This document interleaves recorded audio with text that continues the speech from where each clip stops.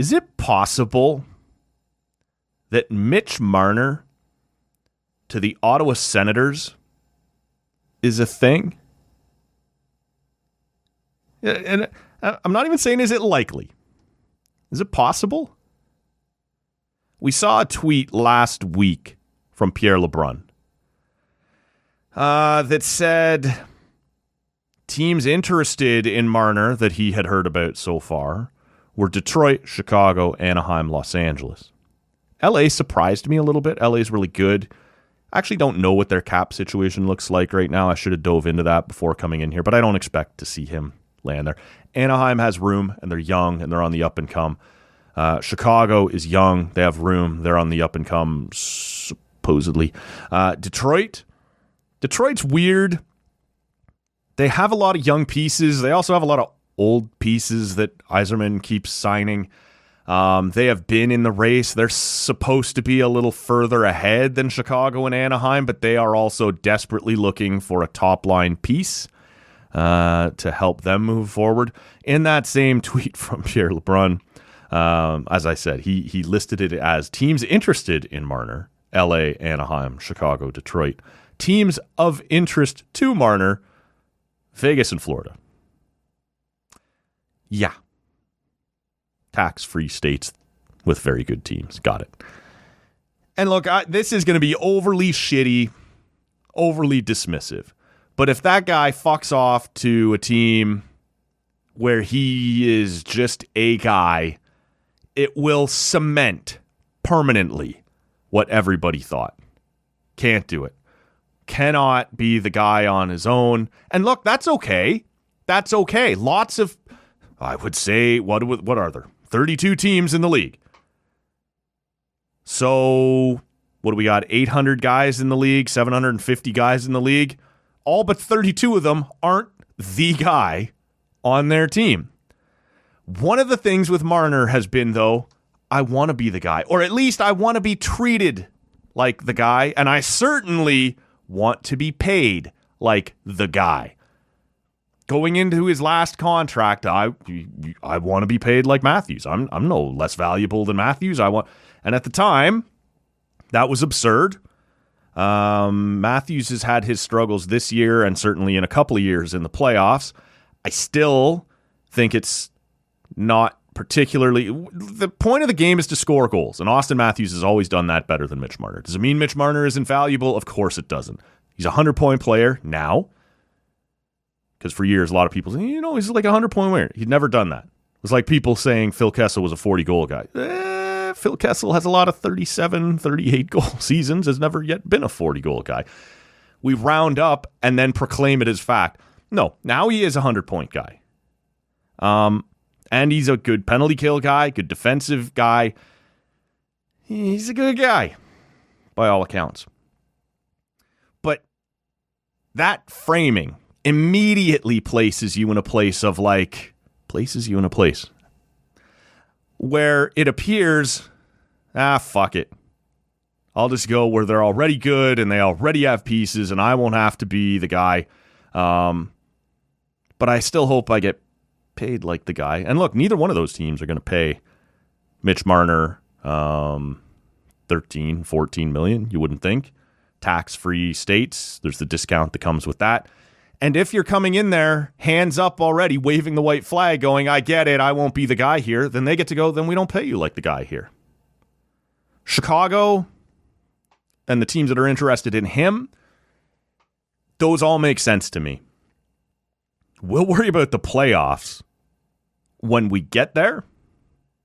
For now, we have to get there. Mitch Marner can help those teams get there if he chooses to. What if he's not sold on leaving Canada? He's just sold on leaving Toronto. What if it's not so much being under a spotlight, but being under the spotlight that he can't handle? Let's keep in mind, and there are people roasting him for this out there, and this is the one thing that Mitch did this year that makes total sense to me and I totally empathize with. When they went to him at the trade deadline and said, hey, how about fucking off to Carolina so we can get Rantanen? Yeah, my wife's 7 months pregnant. Go piss up a rope. I'm not going anywhere. And we as hockey fans, we don't like that. You should do the thing that would be best for my team as I feel today. But this is also a workplace. And he negotiated a contract that said I have control over where I go and when I go. And you are probably not going to convince me to leave my home where my wife's parents and family are, where my parents and family are, and piss off down to Carolina, where I've never spent more than a night on a road trip, away, either bringing my 7-month pregnant wife with me or being away from her at this time.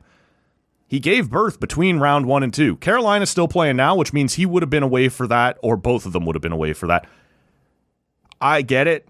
It would have been nice to get Rantanen in and see what he looked like as a Leaf. Although the Conn Smythe talk around him has dwindled quite a bit. He got off to a slow start in those in the playoffs for Dallas. Everyone sees the bust we thought he was. Then all of a sudden he has the incredible games 5, 6, and 7. Then he kind of went quiet again. He had like an incredible week, did Rantanen, and then he's sort of faded back. And, they're sitting here as I'm talking to you down 3-1 to Edmonton, and they're looking at him to get going too. So as far as Marner goes and saying, yeah, I'm not being traded at the deadline, I get it. I wouldn't have said yes either. And look, I'm annoyed with the guy at how all this has played out and the way this has been handled. I'm annoyed with him. I'm annoyed with Treliving. I'm annoyed with Shanahan, who's gone.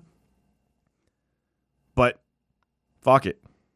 It is what it is at this point. He did collapse in the playoffs again. It didn't look good. He was not the only one who collapsed in the playoffs again. So this is far from being a just him thing. I do believe he's 90% gone, 95% gone. I don't think it's impossible, believe it or not, that after emotions cool and maybe he sees what's out there for him in the market on July 1st, that he doesn't circle back to Toronto and say, you want a match or not?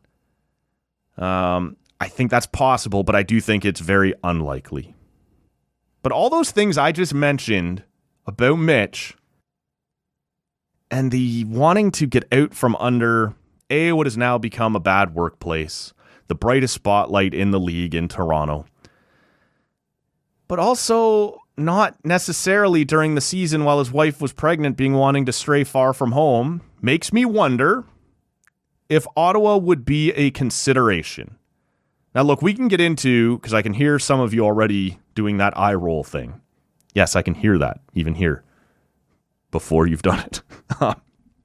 We can talk about the cap gymnastics that Ottawa would have to do and whether or not Ottawa should be interested or not.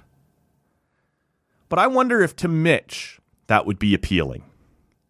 If you can pay me roughly what I think I'm worth, I remain in a Canadian market, which is important to me if I feel like I'm the guy and I'm a star, and he is. Believe it or not, happy or not, he's going to be on your Olympic team next winter. I can go to Ottawa. I can be no more than 4 hours away from the GTA, where my wife's family is, where my family is. And the spotlight will be just a little bit less. Now, if he feels like I want to be the man, I'm not sure Ottawa's the right fit. Brady is the man here. Now, Brady, in a world where Mitch Marner walks into the Sens locker room, Brady is not the top scorer on the league. Mitch Marner, whether he does another 90 points, 100 points, whatever it might be, Mitch Marner will likely pass Stützle and become the top point getter in Ottawa. But this will be Brady's locker room, Brady's team. Right now, Brady isn't the most talented guy on the team, but he is the face of the team. It is his team. Mitch would have to be okay with that. And you just look at the way the team is built. Could you play Mitch with Stützle and Brady on the top line? Sure you could. Might be pretty good. Brady making noise along the boards, making big hits, making plays out into the middle, setting up Tim Stützle, who's no slouch as a playmaker himself, but has some big finish in his game. You know, in those moments where it doesn't come off the cycle and Brady's thing hasn't worked out. Maybe it's Mitch on the rush. Maybe it's Mitch from the half wall setting up Stützle or dishing it back out to Sanderson late. There are things that Mitch could bring to that lineup that would be really interesting. Ottawa's power play, if I have this correct right now, where is it here? Was 11th last regular season. It's not bad. Just outside the top 10 in a 32-team league. But Mitch could help that.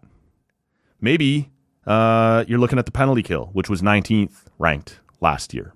Mitch can help you with that and has really good instincts on the PK.